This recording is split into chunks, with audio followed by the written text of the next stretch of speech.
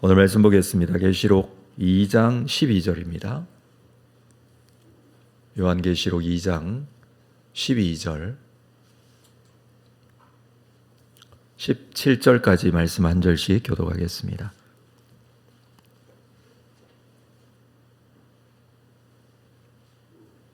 요한계시록 2장 12절 버가모 교회의 사자에게 편지하라. 좌우에 날선 검을 가지시니가 이르시되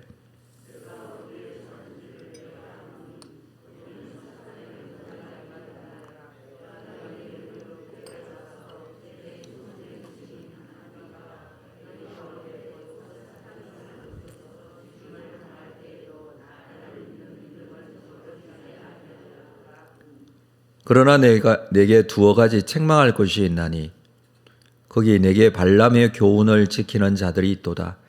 발람이 발락을 가르쳐 이스라엘 자손 앞에 걸림돌을 놓아 우상의 제물을 먹게 하였고 또 행음하게 하였느니라.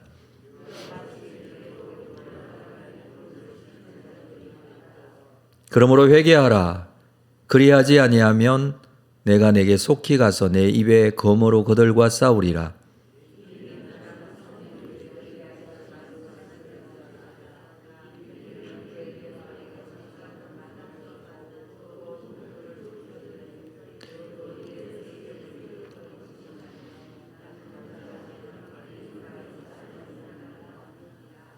아멘. 우리 소아시아 일곱 교회 중에 세 번째 버가모 교회에 대한 말씀을 함께 나누도록 하겠습니다. 앞에서 우리는 서머나 교회에 주신 말씀, 주일에 실상은 부요한 자다라는 말씀을 나누었습니다.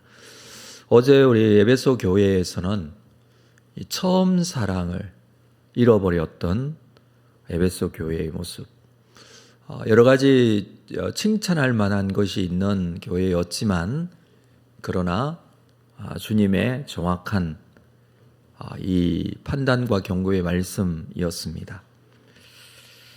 버가모 교회에 주신 말씀을 통해서도 우리에게 또 나에게 주시는 말씀인 줄 알고 우리가 함께 말씀을 보았으면 좋겠습니다. 버가모는 서머나에서 북쪽으로 100km 정도 떨어진 해발 300m 정도 높이에 있는 고지대에 위치해 있는 도시입니다. 자, 이 도시의 특징은 한마디로 말하면 굉장히 문화적인 도시였다라고 할 수가 있습니다. 소아시아 지역에 대표하는 세 개의 도시가 있다면 그것은 서머나, 에베소, 버가모일 것입니다. 특별히 버가모는 소아시아 지역의 행정적인 수도 역할을 했던 중요한 도시이죠.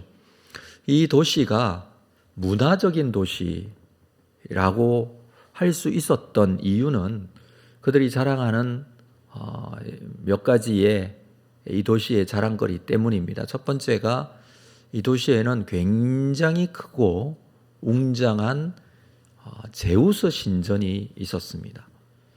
이 제우스 신전이 워낙 크고 웅장해서 자랑거리가 될 정도로, 그런데 이 제우스 신전에 붙여서 지은 것이 로마 황제 신전을 이어서 붙여 같이 두 신전이 있기 때문에 더 크고 더 화려해 보였습니다.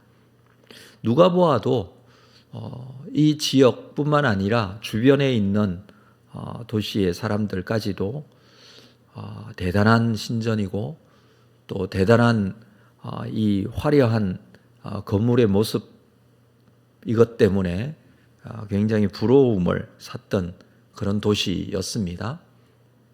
제우스 신전과 황제 신전으로 인해서 당연히 우상 숭배가 이루어질 수밖에 없었던 그런 도시이죠. 기독교적인 입장에서 본다면 우상 숭배이지만 자신들 스스로 자부심을 가질 만한 그런 신전이었다라고 할 수 있습니다. 두 번째는 아스클레피온이라는 병원이 있었습니다. 이 고대 병원은 주전 400년부터 주 400년까지 계속해서 이 소아시아 지역에서 가장 유명한 병원, 병원이었습니다. 수많은 사람들이 병을 고치기 위해서 이 도시로 몰려왔는데, 특별히 이 병원은 세계 최초로 정신치료까지 했던 병원이었습니다. 당시 다른 병원들과는 치료 방법 자체가 달랐는데, 물이라든지 또는 진흙이라든지 또는 스포츠, 연극이라든지 또는 그들이 또 세 번째로 자랑할 만한 도서관에 있는 유명한 책들이라든지 이런 것들로 병을 고쳤습니다. 그런데 이 병원에서 실시하는 이러한 치료 방법은 실제적으로는 치유의 신을 숭배하도록 하는 우상숭배적인 방법으로 병을 고쳤던 것이죠. 세 번째로 이들이 자랑하는 것은 도서관입니다. 당시에 20만 권 정도의 도서를 보유하고 있을 정도로 굉장히 큰 대규모의 도서관이었는데, 이 도서관 때문에서라도 이 도시 사람들은 굉장한 자부심을 가지고 있었습니다. 지금은 남아있지 않지만 에베소에 가서 보면, 에베소 고대 도시 유적물에 보면 에베소에도 아주 유명한 도서관이 있는데, 도서관 건물 앞부분이 지금까지 남아있는데 굉장히 웅장하고 큽니다. 그러니까 1세기 당시만 해도 이 도서관 건물 자체가 굉장히 크고 이 지역들이 좀 그랬던 것 같습니다. 그런데 에베소보다도 이 버가모의 도서관이 더 유명하고 더 크고 사람들이 이것 때문에 굉장한 자부심을 가지고 있었습니다. 그러나 우리가 잘 알고 있듯이 그 시대에 도서관에 있던 책들, 이 책들은 대부분 점성술, 우상숭배에 관련된 책입니다. 그래서 사람들의 정신을 혼미하게 만들고 영적으로 타락하게 만드는 내용들이 담겨 있는 책들입니다. 문화적으로 발전되고 사람들이 주변 여러 지역보다도 강한 자부심을 가지게 만드는 이 건축물이라든지 병원이 있기는 했지만, 그러나 이곳은 결코 정신적으로 건강하게 살 수 있도록 만드는 그런 도시가 아니라 오히려 더 정신적으로 혼미하게 만들고 영적으로 올바른 판단을 하지 못하게 하는 그런 도시였다라는 것을 알 수 있습니다. 자, 13절 말씀을 먼저 볼까요? 13절에 보면, 그래서 버가모 교회에게 이렇게 주님께서는 말씀하십니다. 네가 어디에 사는지를 내가 아노니 거기는 사탄의 권자가 있는 데라. 이 도시에 대한 평가는 사탄의 권자가 있다. 그만큼 영적으로 어두운 도시였다라는 것입니다. 다시 한번 그 이유가, 여기에는 그들이 자부심을 느낄 만한, 자랑할 만한 세상적인 것들이 있었지만 실제적으로는 사탄의 권자가 있는 곳이었다. 악한 사탄에 사로잡힌, 올바르게 신앙생활을 하지 못하게 만드는 영적인 공격이 굉장히 강력한 사탄의 권좌, 그 사탄의 권자, 사탄의 보좌라는 말이거든요. 이런 사탄의 보좌가 있는 영적으로 피폐해진 곳이었습니다. 그런데 3절을 계속해서 볼까요? 내가 내 이름을 굳게 잡아서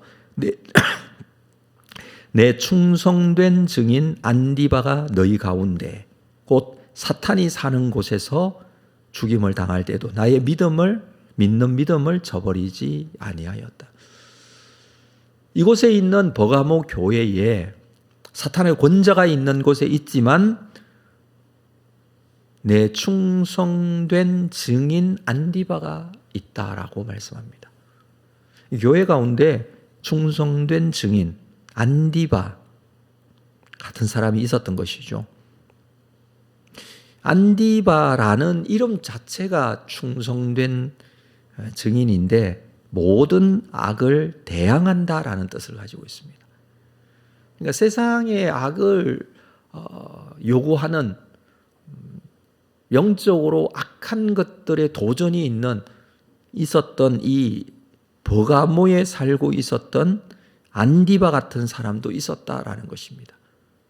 안디바에 대해서는 정확하게 어떤 소개를 하고 있지 않기 때문에 알 수가 없습니다만은 이 버가모 교회 성도일 수도 있고, 많은 사람들이 이 사람에 대한 해석을 어떻게 하느냐 하면 한 사람이 아니라 버가모 교회에 있었던 충성된 무리라고 그렇게 해석을 합니다.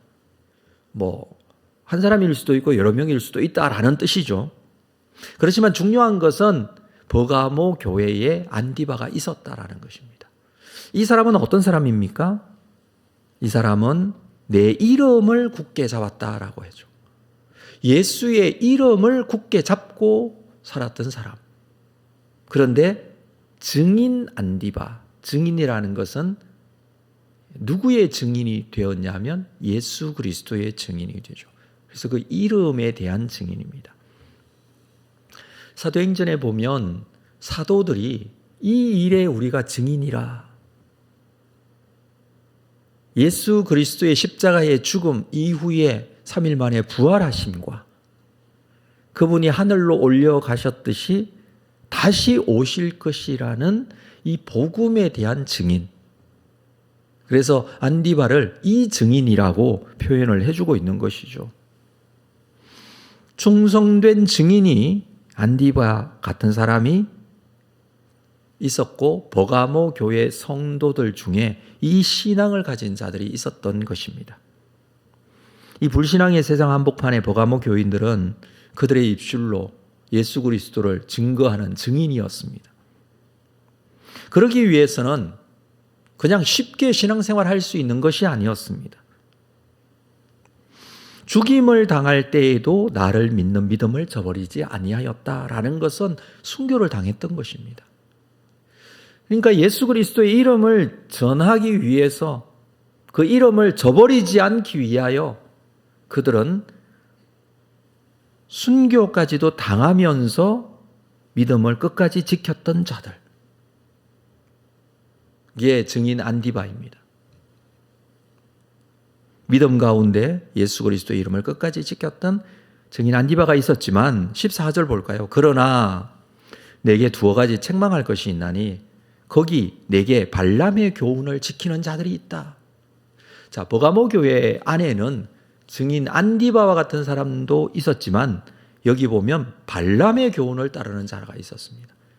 발람이 발락을 가르쳐 이스라엘 자손 앞에 걸림돌을 놓아 우상 제물을 먹게 하였고 또 행음하였다. 이 민수기에 나오는 내용, 출애굽할 당시에 이스라엘 백성들이 광야에 있을 때에 광야에 모여 있는 이스라엘 백성들에게 이 발람이라는 사람이 발락을 시켜서 이스라엘 자손들에게 걸림돌을 놓죠. 모압 왕이었던 발락이 이스라엘 백성들에게 그들에게 공격하는 그 방법 중에 하나가 신앙적인 공격이었어요. 우상의 제물을 먹게 하고 모압 여인과 행음하게 하고 하는 것들에 이스라엘 백성들이 그 유혹에 넘어가는 그런 모습을 기록하고 있습니다. 이런 교훈을 지키는 자가 있다. 이 버가모 교회에는 이런 교훈을 지키는 자가 있었고, 뿐만 아니라 15절에 보면 이와 같이 내게도 니골라당의 교훈을 지키는 자들이 있다. 니골라당이라는 것은 어제 우리가 에베소 교회에 대한 말씀에서 나왔습니다마는 당시에 그 유명한 이단들 중에 니골라당이라고 있었습니다. 말씀드렸다시피 이단 중에는 율법주의자가 있었지만 무율법주의자가 있었다고 그랬어요. 그러니까 우리가 구원받았으니까 아무렇게나 살아도 된다. 그렇게 하면서 그들이 우상숭배를 했다는 것이죠. 나 예수 믿어서 구원받은 사람이 되었다라고 하는데 우상숭배는 하고 신전에 가서 우상의 제물을 먹고 신전에서 행해지는 행음을 행하고, 그게 니골라당의 가르치는 교훈 중에 하나였는데, 그러니까 니골라당의 교훈이나 이 발람의 교훈이나 같은 비슷한 그런 교훈이었다라는 것을 여기서 알 수 있습니다. 왜 이렇게 행해졌느냐 하면 말씀드렸다시피 버가모에는 그들이 자랑하는 유명한 이런 시설물들이 있었어요. 제우스 신전. 이 제우스를 믿는 신앙은요, 로마 황제 숭배 사상보다 더 심각한 로마 황제 숭배 사상, 로마 황제를 숭배하도록 만든 최근에 로마 황제가 강조한 것이지만 제우스는 원래 이 지역에서 믿고 있던 그들의 신이었습니다. 당연히 태어나면서부터 보았던, 그렇죠? 가지고 있던 신앙이었다고 할 수가 있겠죠. 그곳에 가면 우상의 제물들을 먹고 또 이 우상을 섬기는 데 있어서 아주 큰 문제가 무엇이냐 하면 이 신전에 있었던 신전의 창기들이 있죠.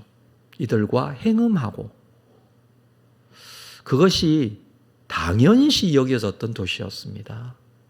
그게 어떤 도덕적으로 문제가 된 거나 윤리적인 문제를 삼는 것이 아니라 당연히 이루어지던 이 도시의 삶의 문화적인 삶의 어떤 풍조였습니다. 그러나 버가모 교회 성도들은 신앙과 믿음을 가지면서 예수 그리스도 내 주님 되심을 믿는 믿음으로 이 삶을 청산하고, 그렇죠? 새로운 삶을 살게 된 것이 바로 우리 신앙을 가진 믿음의 사람들의 모습입니다. 그런데 교회에 와서 신앙생활을 하면서 안디바와 같은 사람도 있었지만 그렇지 않은 발람의 교훈과 니골라 당의 교훈을 따르는 자들이 있었다라는 것입니다. 그 도시의 풍조를 따라 살아가는 자들, 그냥 타협하고 그것이 좋은 것이냐 주장하고 살아가는 사람들.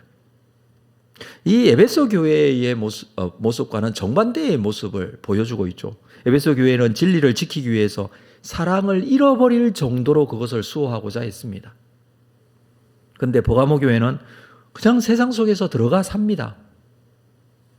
그들의 우상 숭배 그대로 따라합니다. 그런데 주일날 교회는 나옵니다. 이게 버가모 교회 성도들의 모습이었습니다. 버가모 교회 안에는 안디바와 같은 증인들이 있었습니다. 뿐만 아니라 잘못된 발람의 교훈과 니골라당의 교훈을 따르는 자들도 있었습니다. 주님께서 이것에 대해서 경고하십니다. 16절, 그러므로 회개하라. 그리하지 아니하면 내가 내게 속히 가서 내 입의 검으로 그들과 싸우리라. 버가모 교회와 관련해서는 검이라는 말이 자주 등장합니다. 물론 이것은 로마 황제가 이쪽 지역에 있는 총독에게 하사했던 검이 있었기 때문에 그들이 이 부분에 대해서는 쉽게 이해할 수 있도록 이렇게 말씀하신 것 같아요.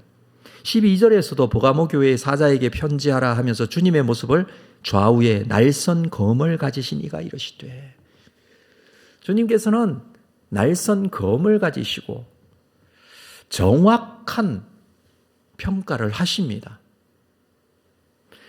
정신적으로 혼미하여서 잘못된 이러한 교훈들을 따르는 자들이 있었지만 정확한 신앙적인 기준으로 말씀을 하십니다. 안디바와 같은 증인 뿐만 아니라 잘못된 교훈을 따르는 자들, 이 잘못된 교훈을 따를 수밖에 없었던 것이 그 시대의 그 풍조가, 그 문화가, 그 시대의 사람들이 살아가고 있는 버가모 교회뿐만 아니라 버가모 도시에 살아가고 있는 사람들의 삶의 모습이 그랬기 때문에 쉽게 따라갈 수밖에 없는 그런 상황이었습니다. 그렇지만 주님께서는 좌우에 날선 검을 가지시고 말씀합니다. 회개하라. 내 입의 검으로 그들과 싸우겠다. 끝까지 이 기준을 놓치지 말고 정확하게 구분해 내겠다라고 하십니다. 그리고 주님께서 이 마지막 약속을 하시고 계시죠. 17절 보겠습니다. 자, 17절 한 목소리로 읽겠습니다. 시작. 귀 있는 자는 성령이 교회들에게 하시는 말씀을 들을지어다. 이기는 그에게는 내가 감추었던 만나를 주고 또 흰 돌을 줄 터인데 그 돌 위에 새 이름을 기록한 것이 있나니 받는 자밖에는 그 이름을 알 사람이 없느니라. 이기는 자에게 주시는 주님의 약속입니다. 이긴다라는 것은 끝까지 믿음을 지킨다라는 것이죠. 타협하지 않는다는 것이죠. 세상의 풍조에 밀려 사는 삶이 아니라 구분된 삶을 사는 것이죠. 여러분, 버가모 교회가 버가모 시내에 있었지만 그러나 버가모 교회는 주님으로부터 이렇게 말씀을 듣습니다. 이기는 자, 증인 안디바와 같이 마지막까지 증인이 되고 이름을 전하는 자가 되고 그 이름을 지키는 자가 되는 것을 말합니다. 이 이기는 자에게는 감추었던 만나를 주신다. 우상의 제물에 빠져 있던 그들에게 감추었던 만나가 상징하는 것은 영원한 생명이죠. 하나님께서 감추었던 생명나무의 열매를 그들에게 주실 것이다. 약속을 해주고 있습니다. 흰 돌을 주겠다. 또 그렇게 말씀합니다. 흰 돌은 이때 당시에 재판관이 재판을 할 때 흰 돌과 검은 돌 두 가지를 사용했다고 합니다. 검은 돌을 던지면은 유죄, 흰 돌을 던지면은 무죄. 그래서 흰 돌이 상징되어지는 것은 생명과 자유입니다. 진정한 자유가 어디 있느냐? 그것은 바로 하나님께서 이기는 자에게 주시는 진정한 영적인 자유를 흰 돌로 상징해 주고 있습니다. 뿐만 아니라 그 돌에는 새 이름이 기록되어져 있습니다. 이 이름이 기록된 돌을 던질 때 진정한 무죄의 판결을 받았었는데 그와 같이 이름을 기록한 흰 돌을 줄 것이다. 그 흰 돌을 받아들기 때문에 이 이름을 보는 사람은 이 돌을 받아든 자밖에 알 수가 없습니다. 그래서 그렇게 표현을 하고 있는 것이죠.